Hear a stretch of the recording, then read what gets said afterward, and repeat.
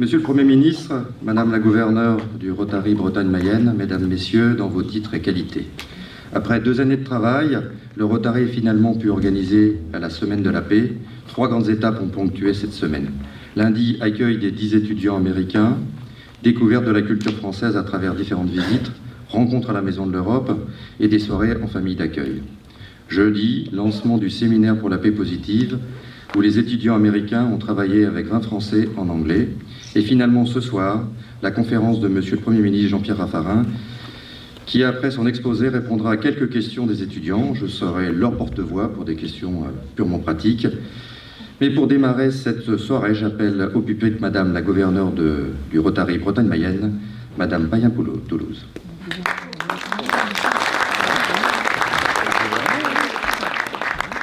Monsieur le Premier ministre, chers amis rotariennes et rotariens, mesdames et messieurs, en qualité de gouverneur 2021-22 du district Bretagne-Mayenne, du Rotary International, j'ai l'honneur de vous accueillir pour cette conférence qui clôture le séminaire de la paix positive co-organisé par le comité interpays France-USA et par le district Bretagne-Mayenne et qui a réuni pendant 3 jours 20 jeunes Français et 10 amis américains. Alors, je souhaite saluer la présence parmi nous ce soir de Guy Crouvisier, gouverneur du district 1760, et de Pierre Hachemont, le gouverneur du district 1770. Merci à eux deux de leur présence.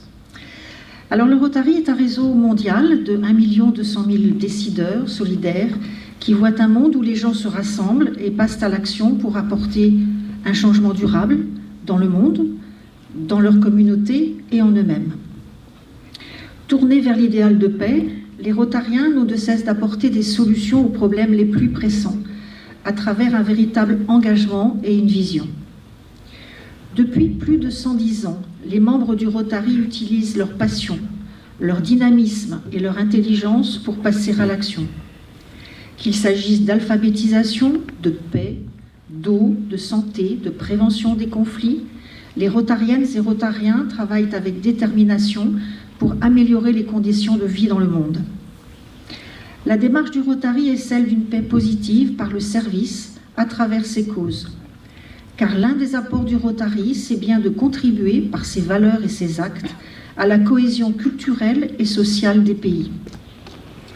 L'engagement du Rotary est à l'origine de la création en 2002 des Centres du Rotary pour la paix, qui préparent chaque année plus de 100 boursiers qui deviendront des catalyseurs pour la paix.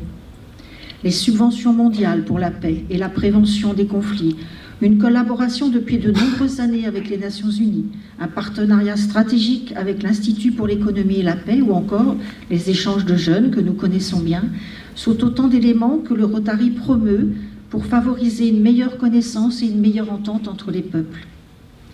L'éducation à la paix, la pédagogie de la paix, le dialogue dans le conflit et la stratégie d'influence sont les objectifs de la Fondation Leader pour la paix qui nous parle, Monsieur le Premier ministre, en tant que Rotarien. Et nous vous remercions, Monsieur le Premier ministre, d'avoir répondu à notre invitation de partager avec nous sur ces valeurs communes. Je vous laisse la parole.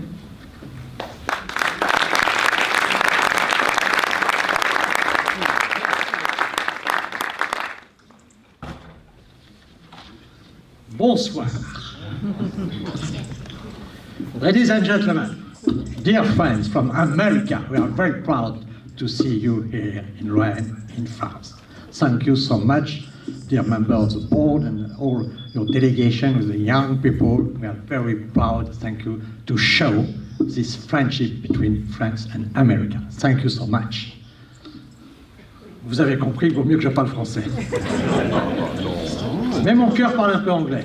Mais en l'occurrence, il parle un peu américain.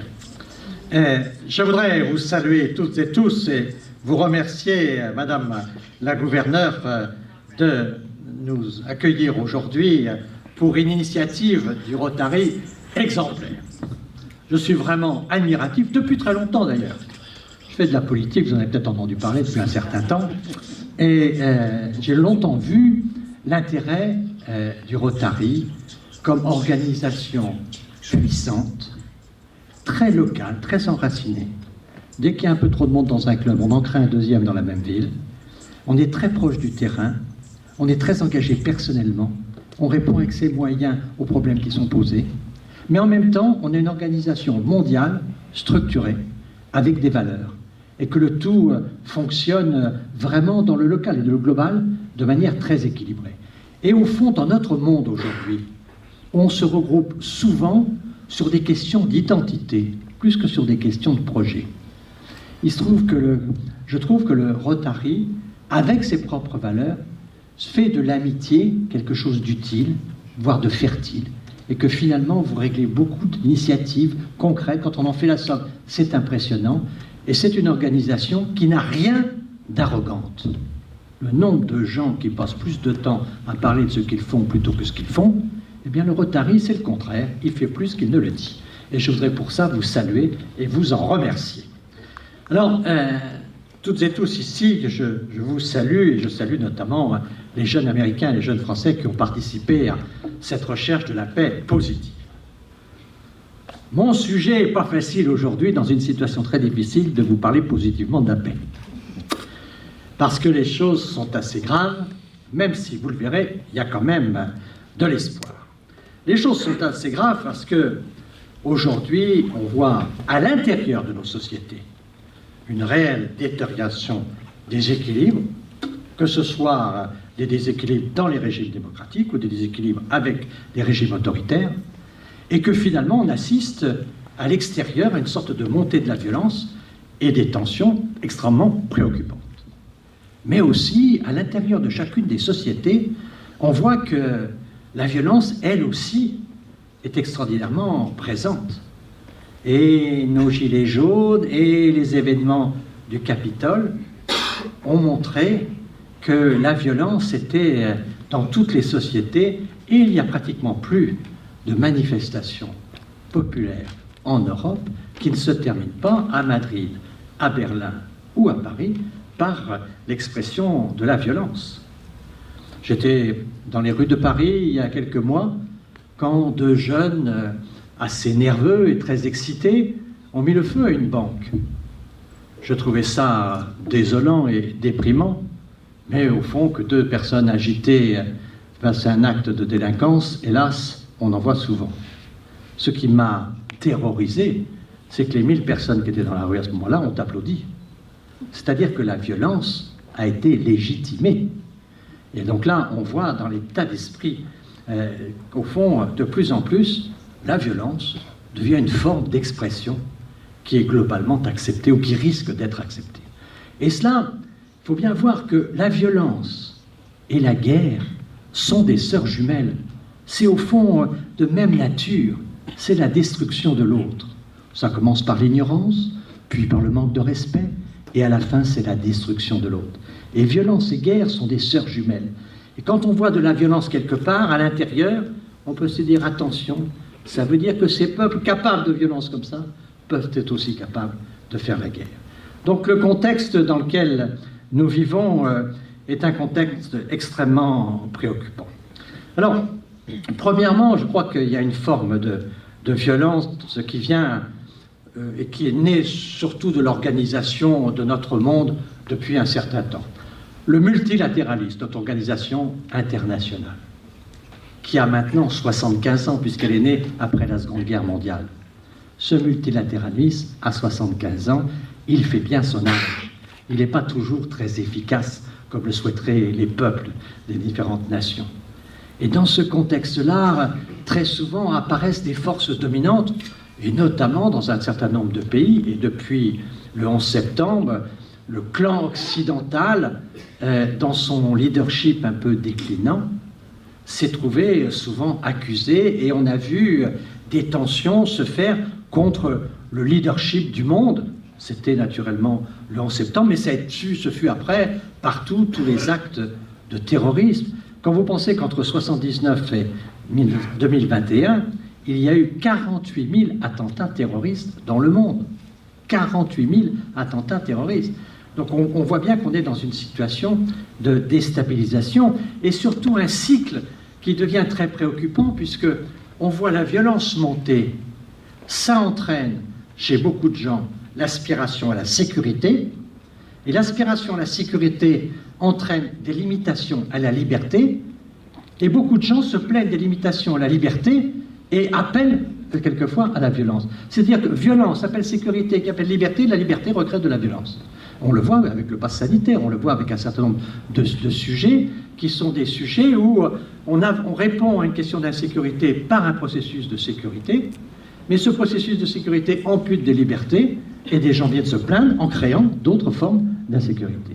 Et donc on est dans un cycle là qui est un cycle assez troublant et on voit évidemment que ce qu'étaient les deux forces considérables du monde occidental, qui étaient d'une part la confiance dans le progrès, la confiance dans la science, et d'autre part la foi dans l'universalisme, le fait qu'on peut se partager un certain nombre de valeurs essentielles, tout ça crée des tensions internationales assez puissantes.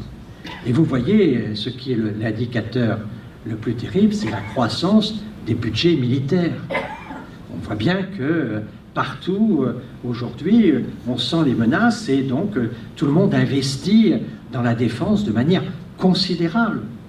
Et quand vous voyez le budget américain est de 780 milliards de dollars, la Chine est à 250, donc les États-Unis sont encore devant, mais la Chine augmente pour la 26e fois consécutive.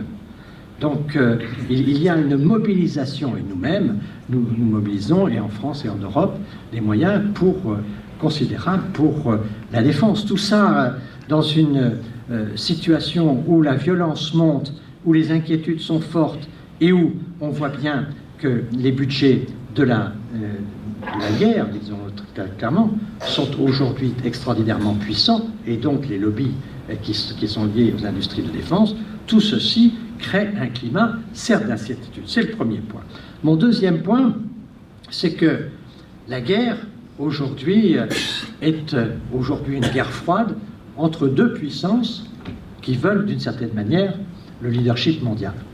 On voit qu'entre leadership et tension et guerre, il y a une relation aujourd'hui qui est une relation peu d'opposition. Aujourd'hui, on appelle ça le piège de Thucydide.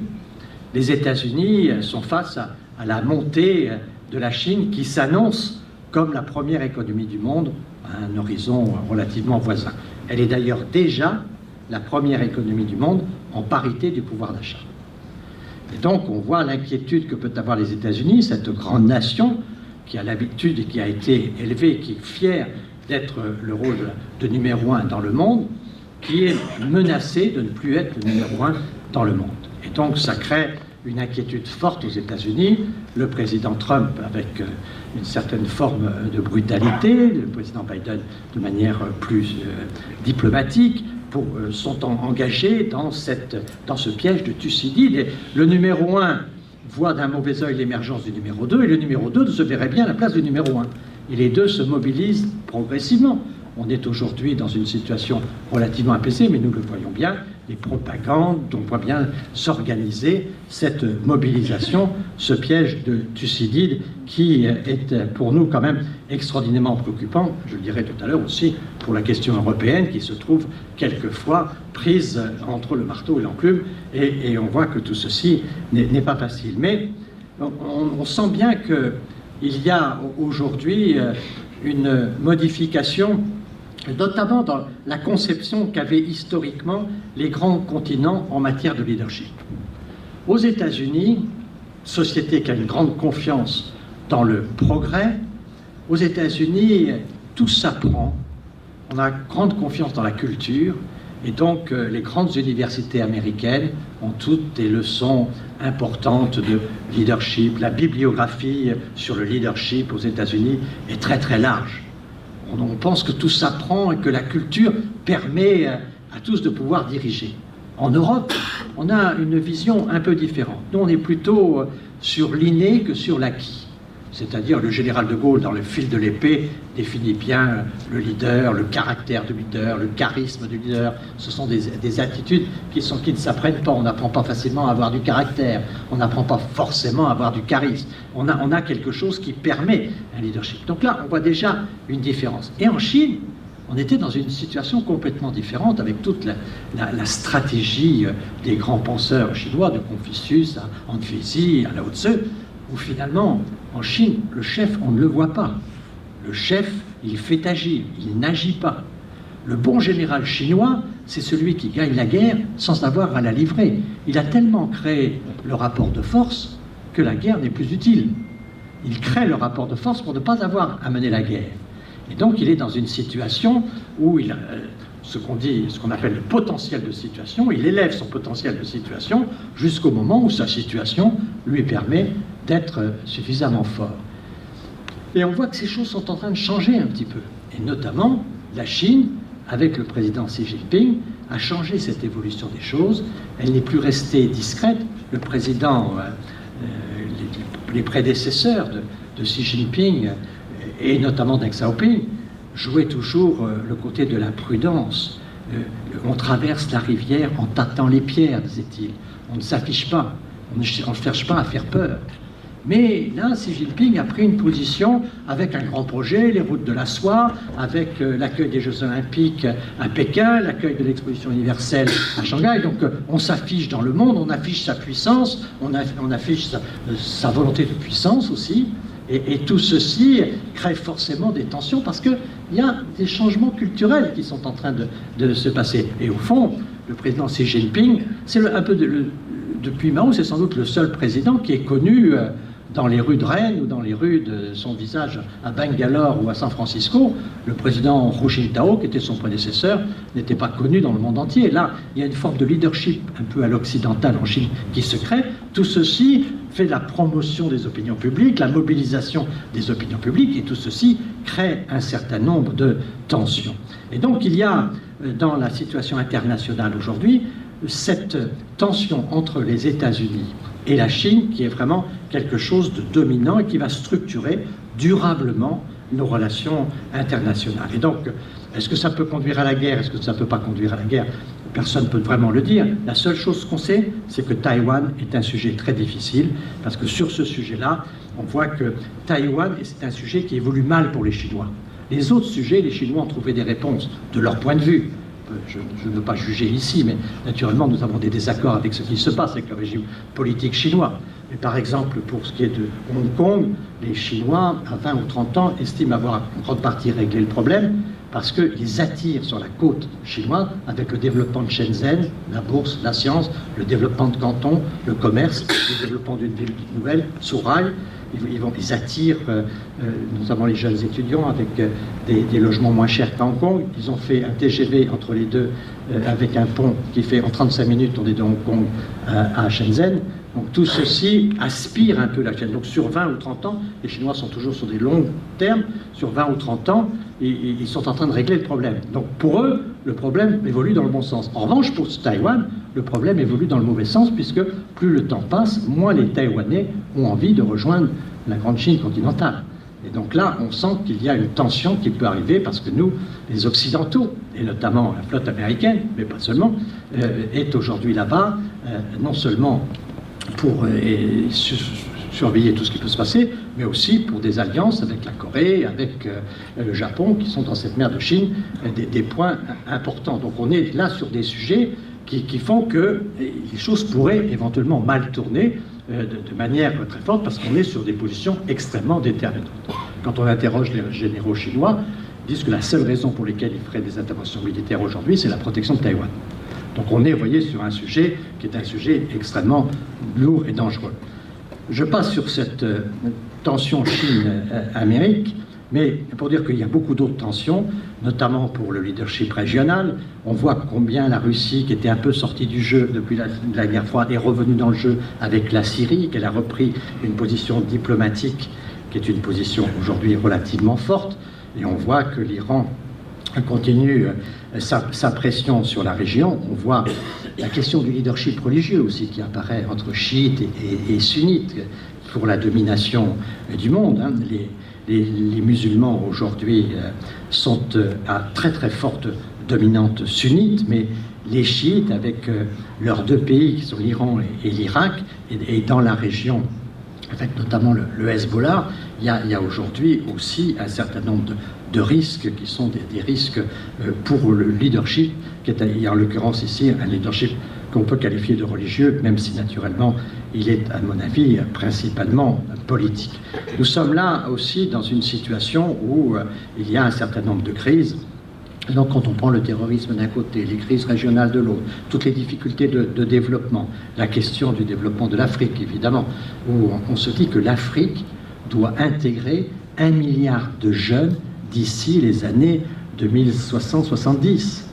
Vous imaginez le défi qu'il y a là, et sachant qu'en Afrique aujourd'hui, il y a d'un côté les voies du développement et de l'autre côté les voies du terrorisme. Vous voyez des sociétés évoluées qui ont nourri beaucoup de jeunes terroristes, y compris diplômés, mais qui se sont trouvés en situation d'avoir une éducation, mais de ne pas avoir de débouchés professionnels. Donc on a, pour nous, Européens, un sujet majeur qui est le développement de l'Afrique, car naturellement, cela aura un impact formidable sur les questions de migration. Donc, une tension partout qui monte. Deuxièmement, cette tension américano-chinoise qui est très préoccupante aussi. Troisièmement, un point qui est important dans nos sociétés sur la violence interne.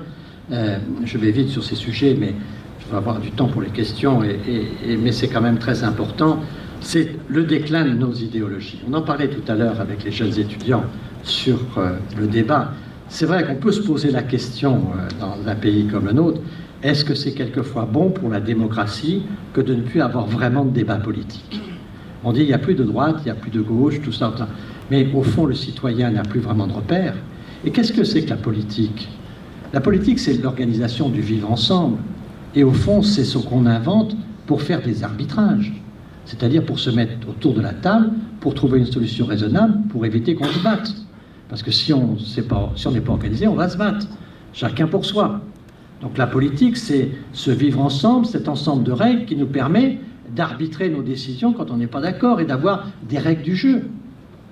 Mais aujourd'hui, si vous n'avez pas de débat, vous n'avez pas d'arbitrage, ou les arbitrages sont clandestins, personne ne les voit, et on ne les comprend pas, et on est dans une situation où la politique n'a pas de lisibilité, et où elle n'est pas très lisible. Donc c'est très important. On disait avec les jeunes, il y avait un groupe de travail, là, je les vois particulièrement brillants, qui disait la démocratie, c'est des mots. C'est vrai que s'il n'y a pas de parole, il n'y a pas d'arbitrage de parole. Et s'il n'y a pas d'expression, et s'il n'y a pas la capacité d'avoir des débats, et si le citoyen n'est pas en capacité d'avoir son propre discernement, eh bien on va se trouver dans une situation quelque peu difficile, parce qu'on aura toujours du mal à expliquer qu'il y a une parole de vérité qui peut venir. Je vois bien que les journaux créent des services contre les fake news, etc. Enfin, quand le Monde dit ceci est une fake news, c'est quand même le Monde qui le dit. Et si Libération disait, c'est quand même Libération qui le dit. Et si c'est le Figaro, c'est quand même Figaro qui le dit. Il y a quand même toujours quelqu'un qui parle derrière une parole. Et celui qui parle, il est quand même déterminant de la parole qui est sortie. Et donc, comment est-ce qu'on peut, dans nos sociétés, faire en sorte qu'on réponde à ce déclin des idéologies? Alors, on peut être plutôt satisfait de voir que les idéologies du 19e siècle sont plus aujourd'hui très pertinentes au 21e, c'est pas plus mal, mais néanmoins, il faut quand même qu'on ait des sujets sur lesquels la démocratie puisse être vivante et que le citoyen n'ait pas le sentiment que les débats se font ailleurs, puisqu'au fond, les débats, en grande partie, n'existent plus. Et cette situation-là crée évidemment des tensions, et notamment avec cette montée de l'individualisme. D'un côté, on a des idéologies du débat qui disparaissent, et de l'autre côté, on donne tous les moyens à l'individu pour être de plus en plus libre. Il peut communiquer avec tout le monde, il est à la fois journaliste avec Twitter, TikTok et autres, il a toutes ses capacités à s'exprimer, à communiquer, à monter ses propres réseaux, et donc l'individu est de plus en plus roi, et il sent qu'il a de moins en moins en fait besoin des autres, en apparence. Parce qu'on voit bien quand même qu'il y a des recherches de contact. Et ces recherches de contact sont quand même très virtuelles. Et donc, où est le bien commun aujourd'hui? Et si on n'a pas de bien commun, on voit qu'il y a une attitude générale qui nous empêche d'avoir des grands débats sur les projets. Je parlais tout à l'heure de débats sur les identités. On voit bien qu'aujourd'hui, le débat sur les identités remplace le débat sur les projets. Et donc maintenant, on a une identité, on appartient, on cherche un autre groupe qui est différent d'une autre, et on se positionne par cet autre groupe sur des questions d'identité et pas sur des questions de projet. Et on voit bien que là, il y a des risques de violence, évidemment, là aussi, qui sont très préoccupants. Et puis, je termine sur cette diagnostic-là en disant qu'on est quand même très préoccupé par cette dialectique entre les régimes démocratiques et les régimes autoritaires, et qu'au fond, nos propres démocraties ont du mal aujourd'hui à donner à leurs propres électeurs, les propres citoyens, le sentiment qu'ils vont être capables de résoudre les défis de demain. Et puis on a toute la propagande des régimes plus autoritaires qui vont expliquer qu'il y a une attitude aujourd'hui qui consiste à dire, grosso modo, les démocraties sont plutôt dans la fin de leur histoire. Et puis se développe la logique des régimes autoritaires. Donc on voit bien que nos peuples nous demandent à la fois de la démocratie, mais nous demandent de l'autorité. Et donc comment on va essayer de concilier autorité et démocratie? On voit bien qu'il y a des défis. Moi je suis très confiant, je le dis à nos amis américains, dans cette idée qu'a eu le président Biden de faire un sommet des démocraties et d'organiser un dialogue des démocraties, pas tant pour attaquer un autre continent, pas tant pour s'opposer, que pour réfléchir nous-mêmes à ce que peut être un système démocratique fort et renforcé. On ne dialogue pas dans notre pays aujourd'hui, par exemple avec la démocratie israélienne, par exemple avec la démocratie coréenne ou la démocratie japonaise. Il y a des démocraties à l'Est, à l'Ouest, mais on ne cherche pas à trouver quels sont les meilleurs systèmes. Et la démocratie allemande et la démocratie française sont très différentes.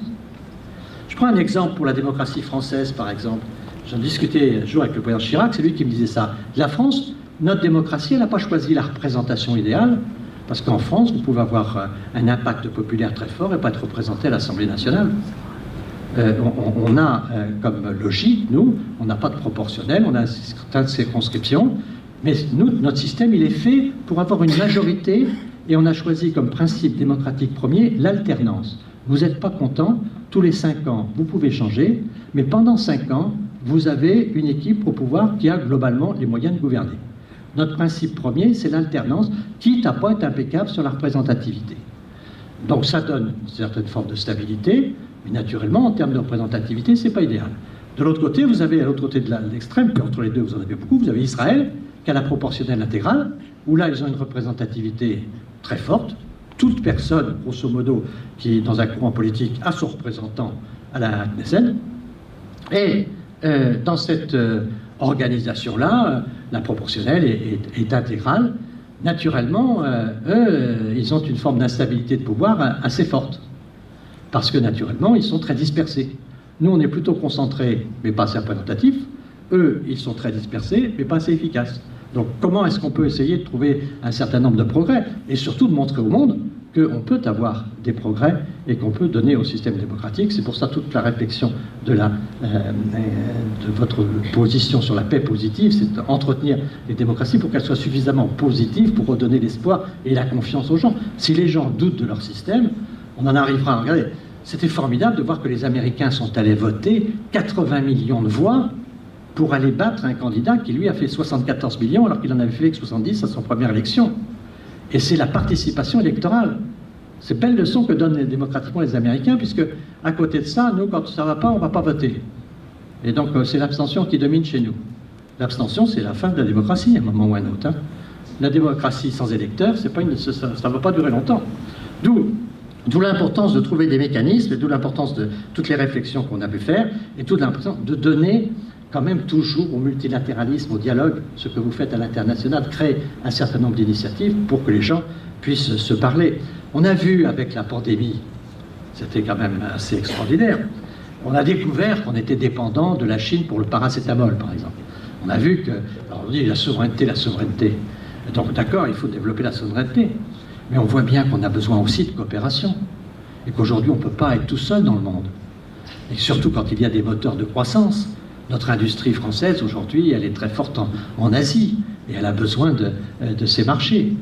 Donc il faut qu'on trouve les équilibres, c'est pas si simple, entre la souveraineté, ce qu'on veut vraiment produire pour nous, pour être libre, et puis la coopération, parce qu'on a besoin des autres. Donc là, on voit bien qu'on a quand même des situations qui sont aussi assez fragiles. On dit on va ramener les usines en porte. Oui, mais il faut faire attention à notre modèle parce que c'est pas un hasard quand même si en France aujourd'hui, les grandes entreprises industrielles qui font maintenant les fleurons de notre économie sont des industries à très forte marge. Parce que notre système social, il ne se finance pas par des marges à 2%. Il se finance par des marges qui sont quand même très élevées. Et donc il y a une évolution de notre système, parce qu'on a choisi souvent de donner dans notre pays une priorité au temps sur l'argent. On a préféré les 35 heures, on a préféré la retraite à 60 ans. On a choisi souvent le temps, ce qui veut dire qu'on a besoin pour financer notre système social de marges fortes de nos entreprises. Et ces marges fortes, elles se font sur certains types de produits. Et ces types de produits se vendent surtout en Asie. Donc on voit bien qu'on a quand même un certain nombre de sujets là qui sont des sujets à traiter, et on voit bien qu'il faut quand même naturellement défendre notre souveraineté, et de faire en sorte qu'on ne doit pas, sur certains médicaments, être dépendant d'autres pays que les nôtres, mais en même temps, il faut coopérer. Et donc, on voit bien toute la complexité qu'il y a aujourd'hui à inventer une nouvelle forme de multilatéralisme, de dialogue, de gouvernance mondiale.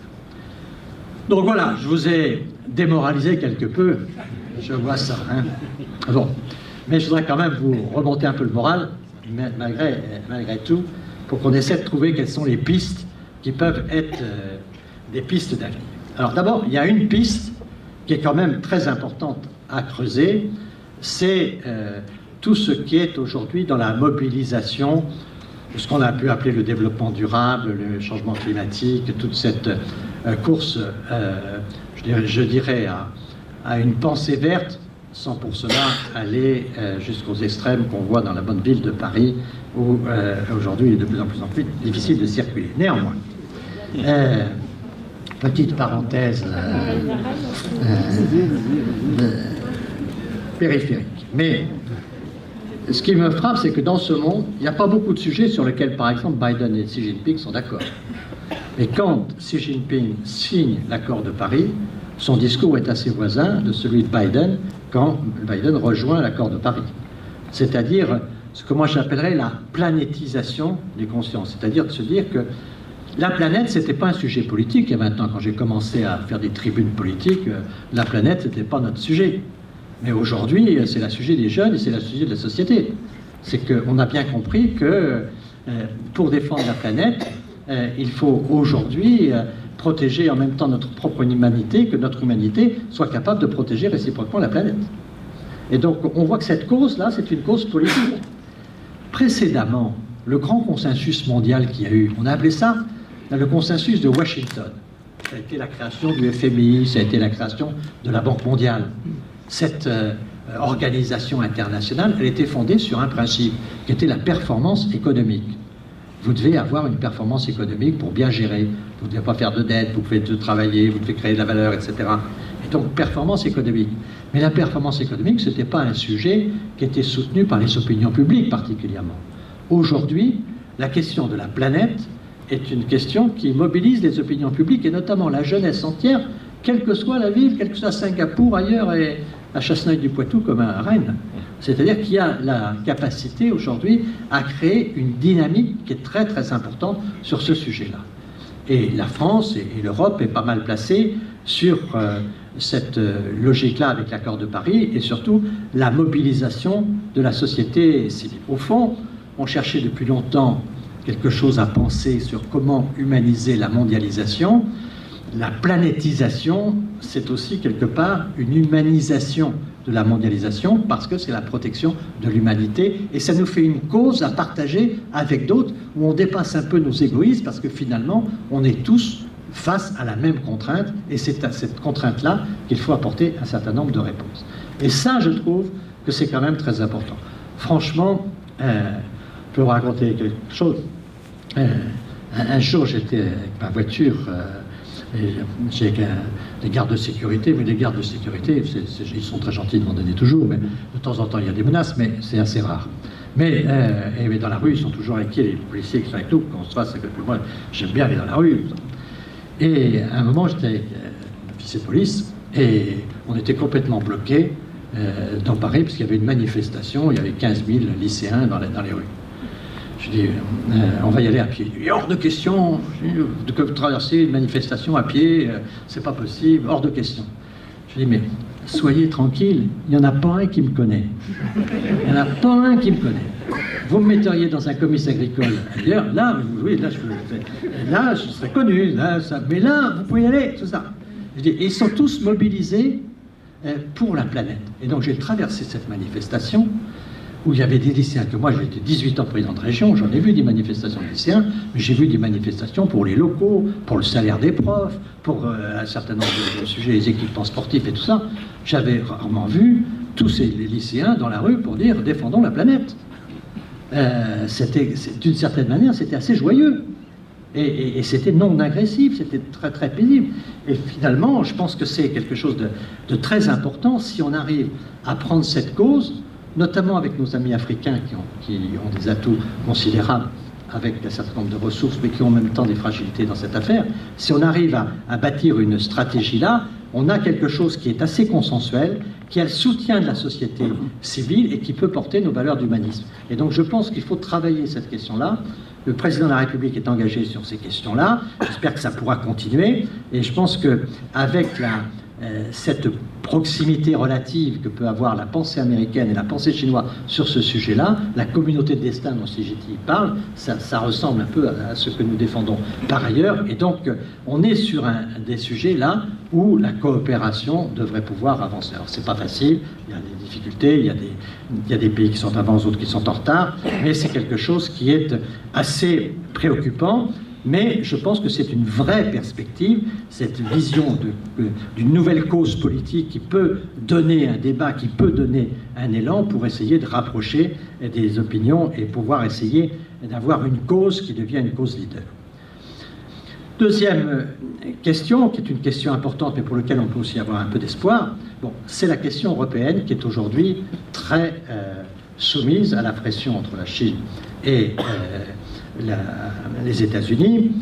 On a la difficile question de l'extraterritorialité des lois qui fait que de plus en plus les grandes puissances imposent leurs règles aux autres partenaires. C'est quelque chose qui est préoccupant et dans ce contexte-là, l'Europe apparaît comme un processus qui a été tenté un peu par la déconstruction. Le Brexit a fait beaucoup de mal à l'idée européenne et ça a été assez préoccupant de voir combien il y a, je pense, de situations qui font que on peut dans le monde quelquefois douter de l'avenir de l'Union européenne. Et ça, je pense que c'est assez préoccupant, mais il y a quand même une réponse et peut-être des circonstances qui vont peser. J'ai vu, et c'était il y a 3 ans maintenant, 2 ans et demi maintenant, quand le président Macron a reçu le président Xi Jinping, dans une visite bilatérale France-Chine, il l'a reçu dans son bureau à l'Élysée avec Angela Merkel avec lui, pour bien montrer aux Chinois que Français et Allemands sont ensemble sur le dossier des relations entre l'Europe et la Chine. Et là, ça a été très important. Donc ce que je crois, c'est qu'on va voir ce que va donner l'ère post-Merkel, mais qu'on va voir ce que va aussi donner les élections françaises, mais que dans ce contexte-là, il y a peut-être des planètes qui peuvent s'aligner, que nous prenions des positions pour avoir un accord franco-allemand plus solide. Mais quand vous mettez la France et l'Allemagne ensemble, vous avez quelque chose qui ressemble à un continent. On a les chiffres d'un continent. Alors certes, je ne dis pas qu'il faut abandonner les autres. Bien sûr, on est avec les Italiens, bien sûr, on est avec les Néerlandais, bien sûr, on est avec toute l'Europe. Il faut continuer l'Europe. Mais au moins sur les sujets difficiles, et notamment sur les relations de multilatérales majeures, que les Français et les Allemands soient d'accord. Et là, on a une forme de position qui est une position qui est importante. Et je pense aussi à des questions stratégiques comme le développement de l'Afrique, où on peut répondre en franco-allemand. Les Allemands, avec sous Merkel, ont fait quelques débuts d'efforts, et je pense que c'est des sujets qui peuvent progresser. En tout cas, il faut avoir confiance dans l'Europe, parce que l'Europe, ça a quand même été une réponse à l'horreur, tout ce qu'il y avait, à la honte, à tout ce qu'il y avait de plus affreux. Et je pense que l'Europe peut comprendre qu'elle est aujourd'hui dans une situation extrêmement menaçante, où elle peut sortir de l'histoire, parce que les grandes puissances peuvent envisager le monde forcément sans donner une plus grande importance à chacune de nos nations. En revanche, quand nous sommes rassemblés, notamment rassemblés sur les sujets stratégiques, c'est, je crois, très important. Et moi, je pense que nous devons avoir, notamment avec les États-Unis et avec l'Asie, on doit avoir cet équilibre. Avec les États-Unis, on a un dossier prioritaire qui est le dossier de la performance des démocraties. Comment rendre nos démocraties le plus efficaces possible, comment mobiliser les citoyens pour qu'ils croient de plus en plus à la démocratie, et comment on peut, avec les autres, le front démocratique, comment on peut se renforcer. Et je pense qu'avec les pays émergents, on peut travailler sur la question qui est très essentielle pour nous, qui est la question de l'Afrique. Et je crois qu'un rapport franco-allemand, avec une stratégie franco-allemande, avec d'un côté un partenariat clair avec les alliés de l'histoire, qui sont les alliés américains, mais aussi un partenariat avec les pays émergents pour avoir notre propre souveraineté, je pense qu'il y a là des perspectives qui sont des perspectives qui nous donnent des perspectives d'action. On n'est pas forcément condamné à ne pas pouvoir sortir de ces impasses. Troisième possibilité d'espoir aussi, c'est quand même l'émergence des sociétés civiles. Et ça, je crois qu'il faut... De plus en plus, les sociétés civiles prennent la parole. Et ça, je crois qu'on en a besoin dans nos démocraties. Et donc, c'est, je pense, essentiel de voir aujourd'hui combien on a besoin, dans toutes les coopérations que nous avons internationales, de la coopération, par exemple, des chefs d'entreprise et des leaders des entreprises. On voit que les leaders des entreprises aujourd'hui font partie de ceux dont on a besoin dans la relation entre plusieurs pays. Et c'est vrai... Et je dirais de ce leadership des jeunes, et c'est vrai du leadership des femmes. C'est vrai qu'il y a aujourd'hui dans la société des puissances nouvelles qui jusqu'à maintenant n'existaient pas très fort, ne parlaient pas très fort, n'entraînaient pas très fort, et aujourd'hui on a des sociétés qui sont plus ouvertes, avec plus d'acteurs, et qui sortent un peu les questions techniques de la politique, de ce milieu qui était un peu restreint, et qui fait qu'on n'en parle pas beaucoup. De plus en plus, les questions de politique étrangère sont de plus en plus traitées dans nos sociétés et sont évoquées dans nos grands médias. C'est des choses satisfaisantes, même si quelquefois, naturellement, il y a des angles qui sont des angles partisans, mais il y a quand même globalement un intérêt aujourd'hui pour les sociétés civiles à s'impliquer sur un certain nombre de sujets. C'est très important. La relation, je discutais avec Anthony Blinken, le secrétaire d'État américain, qui nous disait récemment, les questions que vous posez avec la Chine, on les comprend bien, mais comprenez aussi que la Chine, c'est un problème aussi de politique intérieure américaine. Dans la politique intérieure américaine, entre républicains et démocrates, il y a des proximités d'idées sur le dossier chinois. Et donc, s'il y a un sujet sur lequel Biden est assez proche de Trump, je crois, dire ça dans les Américains, je prends mon risque, mais je crois comprendre que Biden, c'est sans doute sur le sujet de la Chine qu'il est le plus proche de ce que disait Trump. Et donc, ça veut dire que les sociétés civiles étant engagées dans les débats internes de nos sociétés, ils doivent s'intéresser d'autant plus à la politique étrangère, et je pense aux relations internationales, et je pense qu'il y a beaucoup de gens dans les pays en paix, en croissance, le monde entrepreneurial, et je suis vraiment heureux de voir qu'en Afrique, par exemple, le rôle des femmes, notamment dans les conflits, dans les médiations, le rôle des femmes est très important. Donc nos sociétés, là, sont en train de s'ouvrir, et je crois que c'est quelque chose de très important. Et donc, au fond, on en revient un peu à la conclusion de la Peace Lab qu'on a vu tout à l'heure, c'est d'avoir, pour se tirer de tout ça, une sorte de pédagogie de la paix. Je pense que ce qui est quand même très important, c'est qu'on puisse parler avec nos opinions publiques, de ne pas laisser la paix simplement, d'abord, qu'aux militaires, même si les militaires doivent comprendre qu'ils se battent pour la paix aussi, et que la guerre est un des sujets qui peut aussi quelquefois construire la paix, donc il ne faut pas avoir peur de la dissuasion, mais c'est vrai qu'il y a partout beaucoup d'écoles de guerre, et il n'y a pas beaucoup d'écoles de paix. Et pourtant la paix, c'est un travail, ça s'apprend. Et je suis inquiet quand je vois de plus en plus, par exemple dans la diplomatie, qu'on nomme partout, c'est vrai dans les grands pays, c'est vrai dans les plus petits, on nomme des gens qui n'ont pas forcément la connaissance des pays qu'avaient quelquefois leurs prédécesseurs. Il y a 10-15 ans, en France, on ne nommait pas un ambassadeur qui ne parlait pas la langue du pays. Et donc aujourd'hui, on voit des choses, et il n'y a pas que la France dans ce sujet, donc on voit qu'il faut faire des efforts pour aller vers l'autre, pour comprendre l'autre. La diplomatie, ce n'est pas obéir à l'autre, mais c'est comprendre l'autre, penser une stratégie en fonction de l'autre. Et donc on voit bien qu'on a besoin, sur ces questions-là, de faire un certain nombre d'efforts et d'efforts pour être capable de bâtir cette pensée de la paix, qui est une pensée à la fois assez philosophique. Il ne faut pas craindre d'avoir sur ces sujets une pensée philosophique. Qu'est-ce que la dignité? Qu'est-ce que la dignité d'une personne? C'est un vrai sujet parce qu'au fond, c'est quand vous êtes privé de dignité que vous êtes le plus violent. C'est quand on ne vous reconnaît pas votre dignité humaine. C'est quand l'autre ne reconnaît pas que sur la dignité, il y a une vraie égalité. Et ça, il faut pouvoir donner du sens à tout ça. Et puisque les jeunes de la société européenne demandent en permanence qu'on donne du sens aux choses, bien, montrons que la paix, par exemple, c'est aussi le respect de la dignité, mais aussi il faut travailler la notion de dignité pour voir où les gens placent leur dignité et comment on peut faire en sorte qu'on respecte la dignité des uns et des autres. Et donc je pense qu'on a besoin pour la paix, et j'espère que les jeunes étudiants qui ont participé à ces séminaires seront demain des futurs leaders pour la paix, comme ceux avec lesquels nous travaillons, pour se dire que qu'est-ce que c'est qu'un leader? Un leader, il a besoin de légitimité. C'est pas lui qui a la seule légitimité, c'est la légitimité qui lui est donnée. Il a besoin de légitimité, il a besoin de vision. Il ne faut pas faire aujourd'hui de la politique simplement. Vous pouvez être en désaccord avec ce que font les États-Unis aujourd'hui, vous pouvez être en désaccord avec ce que fait la Chine aujourd'hui, mais dans 10 ans, dans 15 ans, vous croyez que les États-Unis auront disparu? Vous croyez que la Chine aura disparu? Et comment ils seront développés? Donc pensons toujours une politique avec une vision. La politique, c'est l'adaptation au quotidien de la vision que nous avons de notre propre avenir. Et donc on a besoin pour des leaders, à leur apprendre la légitimité, la vision, l'écoute, savoir écouter. Savoir écouter, c'est quelque chose qu'on connaît bien en politique. Quelqu'un qui a serré des millions de mains dans sa vie peut vous le dire, il y a 1000 façons de serrer la main. Vous pouvez serrer la main en n'écoutant pas, vous pouvez serrer la main en ignorant l'autre, vous pouvez serrer la main en laissant le jus de l'autre vous entrer dans le plus profond de vous-même.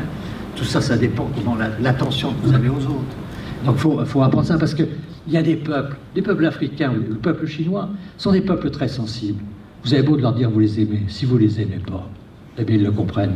Vous n'avez pas besoin de leur dire. Votre attitude le voit bien.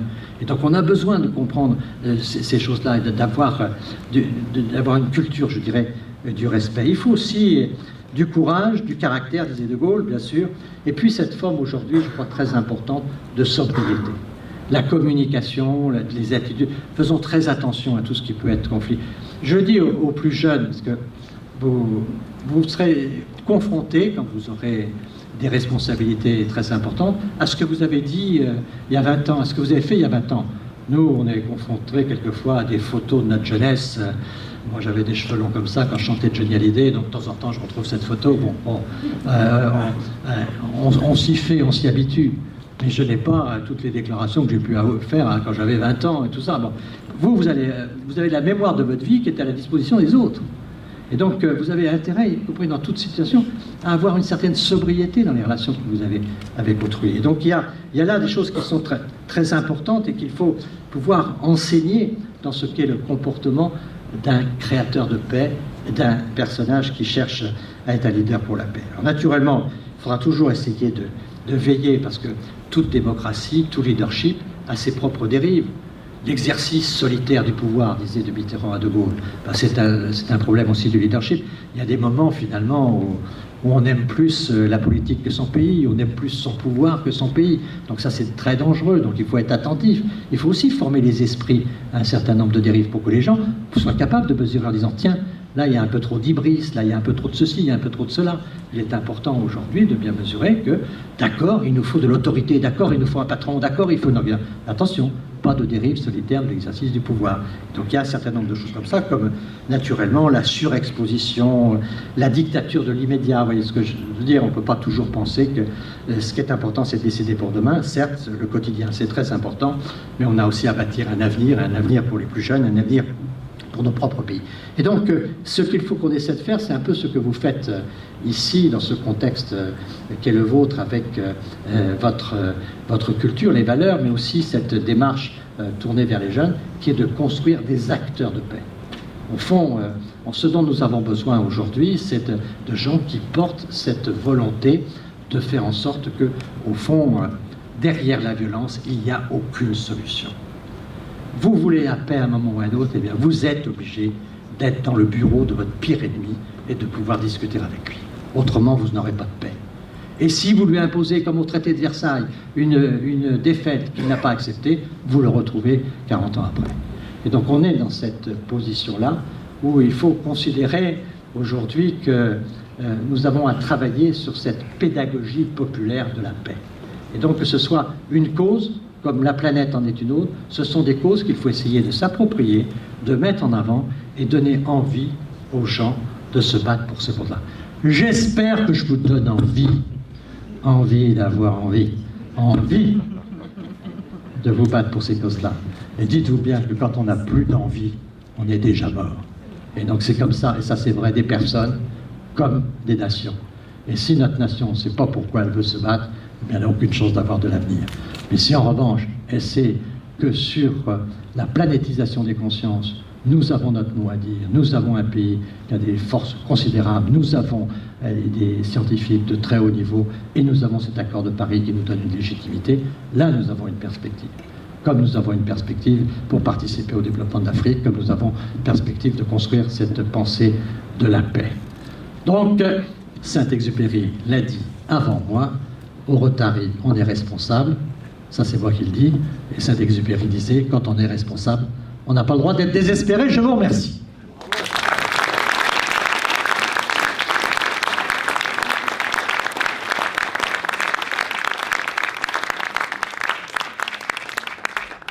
Merci, Monsieur le Premier ministre. C'était tout à fait remarquable. On est bien content de vous avoir invité.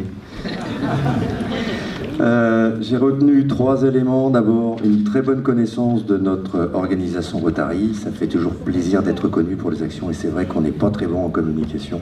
Mais on tente désespérément de s'améliorer. Et je pense qu'on est sur la bonne voie. La deuxième chose, c'est effectivement ce remarquable panorama sur la situation mondiale, avec les tensions entre la Chine, les États-Unis, mais aussi le rôle que devra jouer l'Europe et une multitude de petits pays. Et je dirais qu'avec votre organisation, vous êtes certainement mieux placé que le Rotary pour pouvoir influer sur ces événements. Pour autant, sur le dernier volet, les acteurs qui vont pouvoir créer la paix, c'était le moteur de cette semaine pour la paix.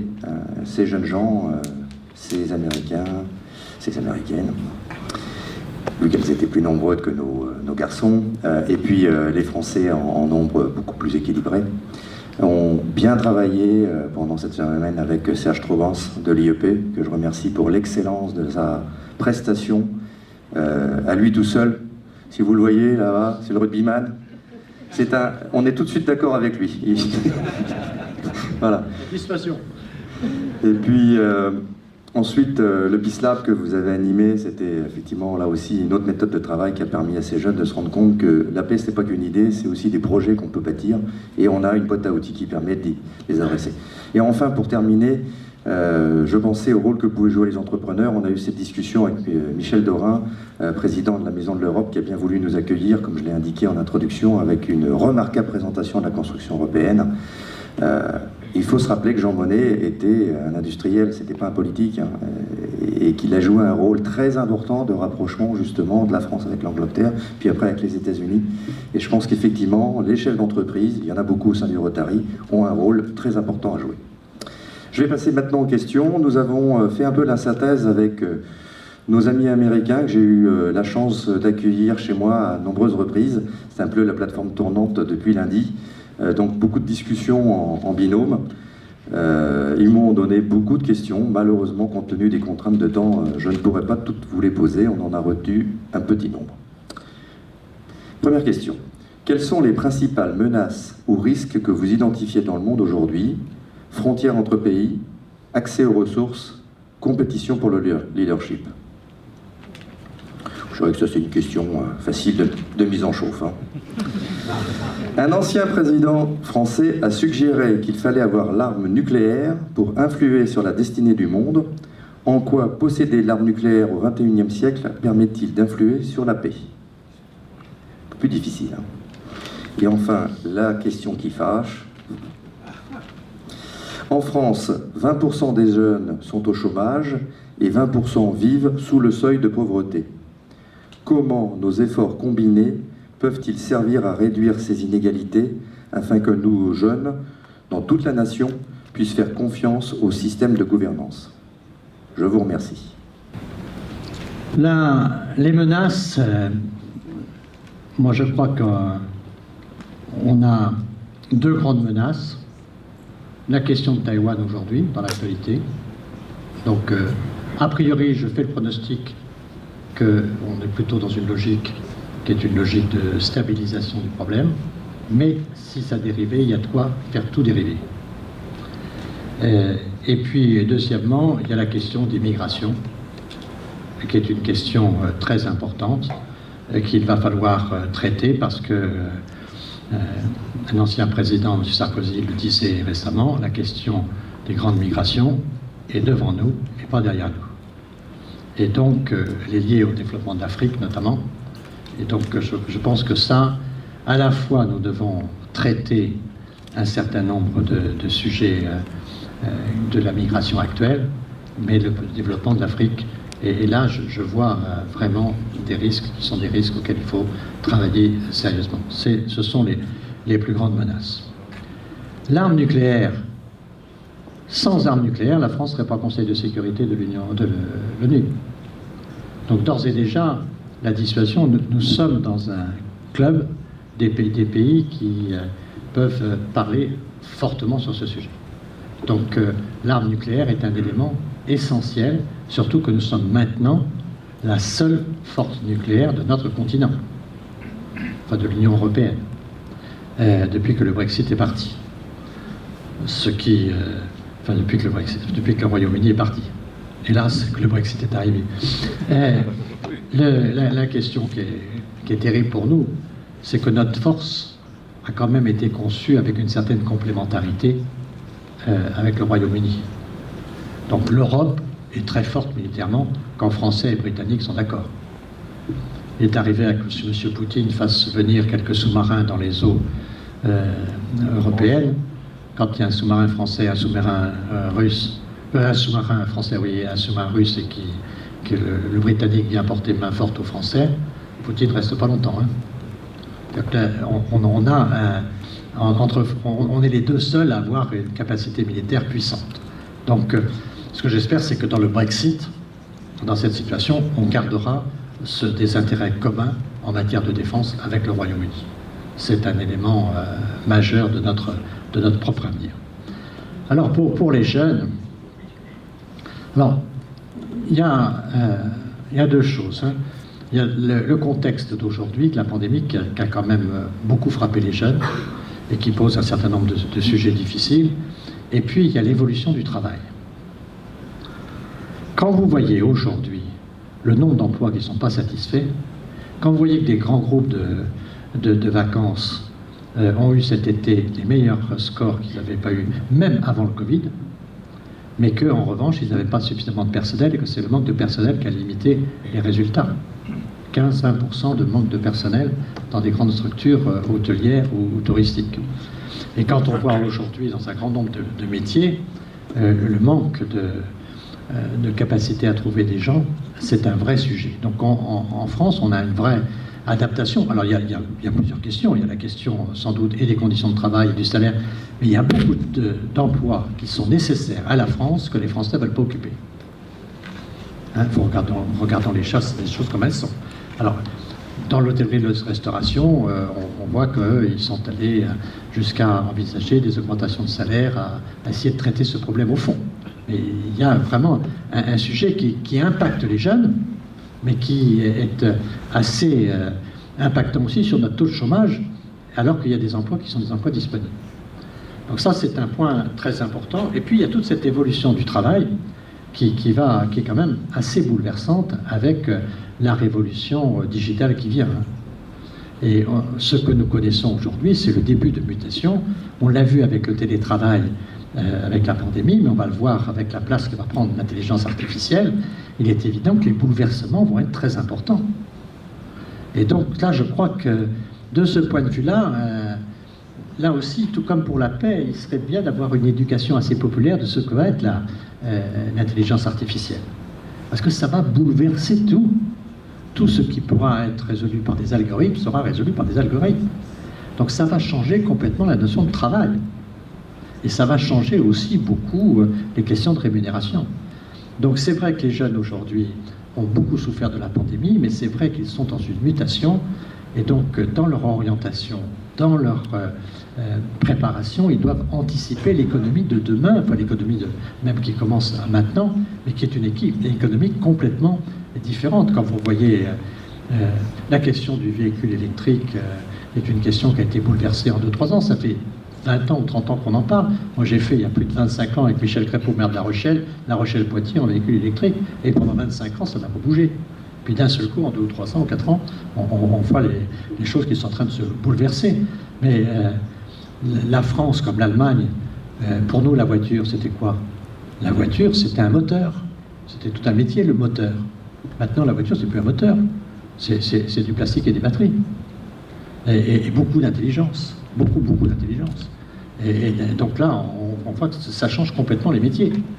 Et donc, ça, je pense que c'est très difficile aujourd'hui d'anticiper ce qui sera le futur, mais les jeunes, dans leur formation, doivent chercher d'être au plus près de ce que sont ces nouvelles technologies qui vont construire notre société de demain.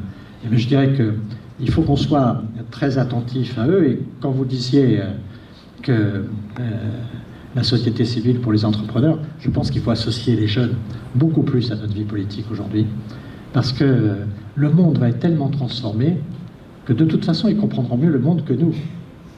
Et donc, c'est à eux de voir un peu les réponses qu'ils peuvent envisager à ces situations.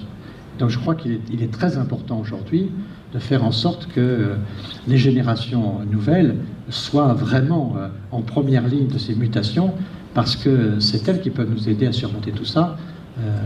Le cap va être très lourd pour nous tous. Merci bien pour ces réponses. C'est sûr que la technologie, le digital, c'est mon métier, donc je ne peux qu'approuver ce que vous dites. L'évolution des métiers impactés par l'intelligence artificielle, c'est une évidence. J'espère que tous nos jeunes en ont conscience, parce que la façon dont ils vont travailler dans les années qui viennent vont subir des mutations absolument spectaculaires. Et on voit qu'on peut faire beaucoup de choses. On le voit, ne serait-ce qu'avec cette société DeepL, qui utilise l'intelligence artificielle pour faire de la traduction en ligne.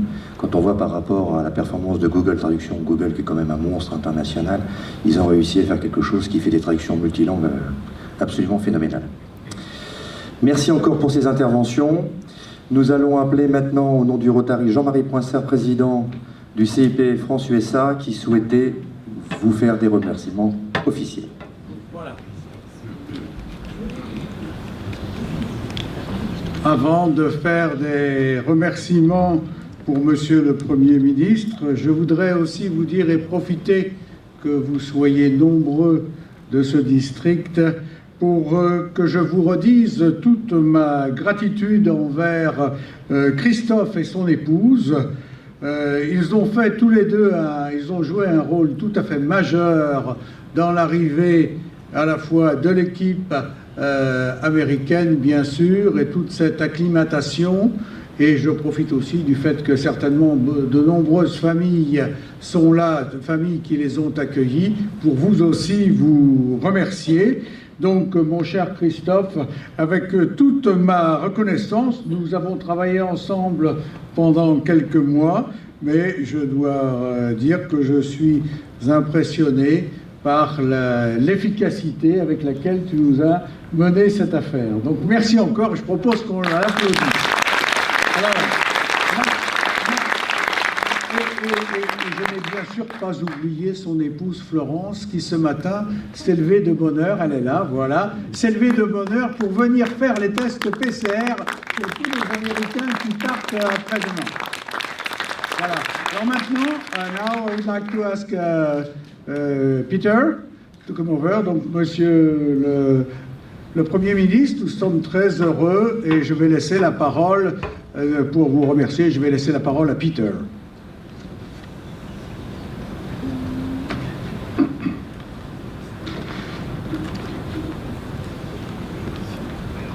Mr. Prime Minister, ladies and gentlemen, it's my great pleasure to be able to offer on your behalf very sincere thanks to the Prime Minister for an inspiring address, for joining the Peace Lab and participating in what appeared to me to be organized chaos, and for answering some fairly searching questions.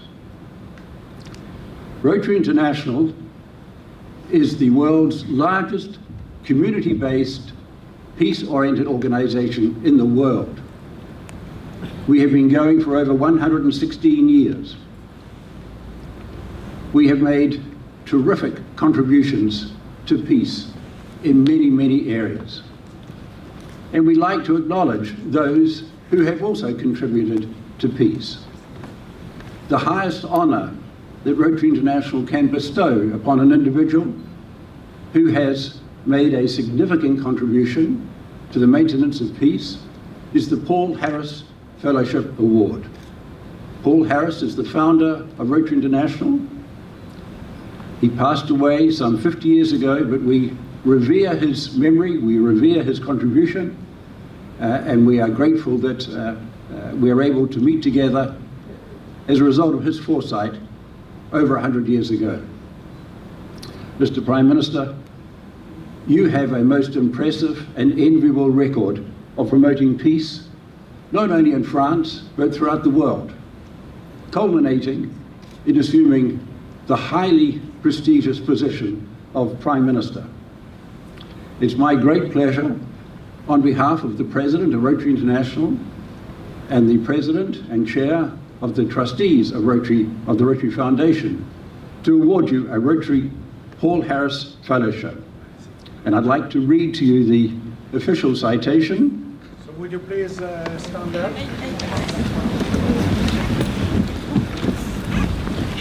It's in French. Excusez-moi pour mon français.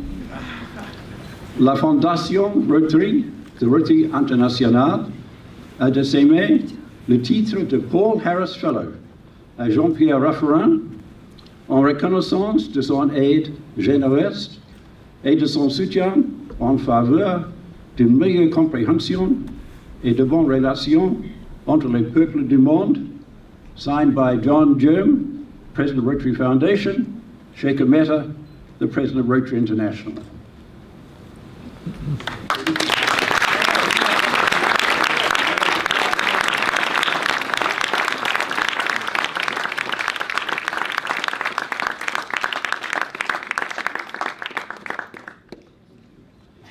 Un moment, s'il vous plaît. Madame. Sure.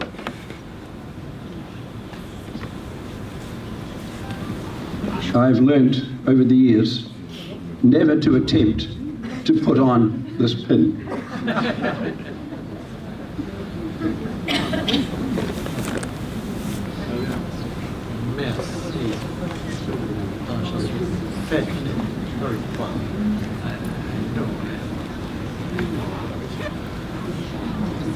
Bravo.